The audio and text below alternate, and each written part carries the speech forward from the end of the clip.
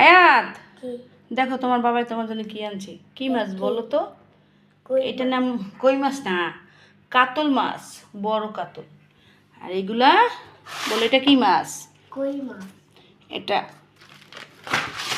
এটা বোয়াল মাছ, বল বোয়াল। বল আর এগুলো বড় বড় আইর, বাবারে কত বড়, অনেক বড় আইর মাছ। একটু ছোট আছে ছোট কোথায়, আইর মাছ অনেক সুন্দর মাছ, এগুলো অনেক ভালো। এই মাছের মধ্যে পেটে কি থাকে?